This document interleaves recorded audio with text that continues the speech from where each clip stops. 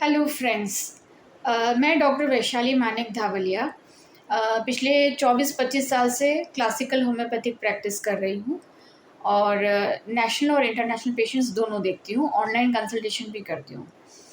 आज मैं आपको बच्चों की बेड वेटिंग के बारे में बताना चाहती हूँ, जिन्हें मेडिकल टर्मिनोलॉजी में एन्यूरेसिस कहा जाता है। जनरली बच्चे 4 से 5 साल तक बेड वेटिंग करते हैं, यानी बेड पर ही उनको सुसु हो जाती है।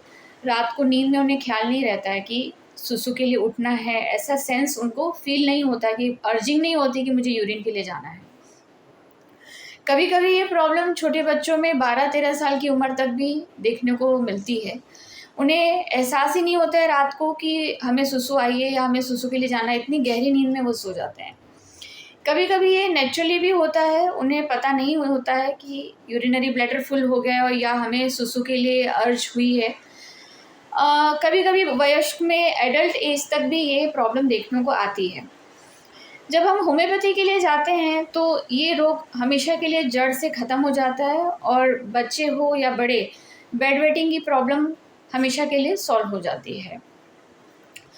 बहुत सारे कारण हैं बेड वेटिंग होने के, जैसे बच्चे या तो गहरी नींद में रहते हैं और यूरिन ब्लैडर फुल हो जाता है तो उन्हें पता नहीं चलता। विटामिन डी की डेफिशिएंसी की वजह से भी होती है। आजकल बच्चे अर्ली मॉर्निंग स्कूल जाते हैं, धूप नहीं देखते हैं, या विटामिन डी की डेफिशिएंसी की वजह से उन्हें बेड वेटिंग होता है। या तो वासोप्रेसिन हार्मोन्स रहता है हमारे बॉडी में, जो पर्याप्त मात्रा में सिक्रीट नहीं होता है और जिसकी वजह से यूरिनरी ब्लैडर पे कंट्रोल नहीं रहता है और सुसु हो जाती है। कभी-कभी स्ट्रेस या एंग्जायटी की वजह से या बहुत ज़्यादा लिक्विड इनटेक लेने की वजह से रात के समय भी ज़्यादा पानी या लिक्विड चीज़ें ली जाती है, जिससे बेड वेटिंग होती है और नींद नहीं खुलती है। जब होम्योपैथी में हम जाते हैं तो हम हर एक पेशेंट का, हर एक व्यक्ति का अलग-अलग केस लिखते हैं। उनकी past history, family history, personal history अलग-अलग होती है। उसके आधार पर हर एक पेशेंट को अलग-अलग दवा दी जाती है। ऐसा ही एक बच्चा आया था जो 15 साल का था, 10th बोर्ड में था। कभी-कभी उनके पेरेंट्स को लगता था कि बोर्ड एग्ज़ाम के डर की वजह से उसे सुसु हो जा रही है और वो कंट्रोल नहीं कर पा रहा है, और जनरली उसे रात को 1 से 2 के बीच में ही सुसु होती थी। कभी-कभी पेरेंट्स अलार्म रखते थे, बच्चे को उठाते थे तो वो कर लेता था जाके और फिर नहीं होती थी। लेकिन धीरे-धीरे बच्चा रोज़ सुसु करने लगा और पेरेंट्स परेशान हो गए। उन्होंने डॉक्टर से कंसल्ट किया, दिखाया, तो डॉक्टर ने बोला कि नहीं, सर्जरी या ऐसी कोई ज़रूरत नहीं है, शायद साइकोलॉजिकल प्रॉब्लम है। लेकिन ठीक नहीं हो पाया, 2-3 डॉक्टर्स उन्होंने बदले। तब उन्होंने किसी की सलाह पे हमारे कांदिवली वेस्ट ब्रांच स्थित क्लिनिक में आए बच्चे को लेके, और उनका सारा हिस्ट्री केस हमने लिखा। बच्चे से हमने अकेले में भी बात की, तो बच्चे ने कहा मुझे पढ़ाई का तो कोई टेंशन नहीं है मैम, सिर्फ़ मुझे हमेशा चिंता होती रहती है, मैं सोचता बहुत हूँ और मुझे इनसिक्योरिटी फ़ील होती है कि मुझे कोई बीमारी हो गई तो, या मेरी डेथ हो गई तो मेरे पेरेंट्स मेरे बिना कैसे जिएँगे। और कभी-कभी ऐसे सवाल वो अपने पेरेंट्स से पूछता भी था कि अगर मेरी डेथ हो गई तो आप क्या करोगे? बहुत ही रेस्टलेस बच्चा था, हमेशा एंग्ज़ायटी रहती थी, टेंशन रहता था उसको। प्लस उसका नेचर फास्टिडियस था। फास्टिडियस मीन्स कि हर चीज़ उसको व्यवस्थित चाहिए, साफ़-सुथरी चाहिए। कोई भी चीज़ ज़रा सी भी इधर-उधर हो गई तो उसको इरिटेशन होता था, गुस्सा आता था। बहुत डोमिनेटिंग बच्चा था।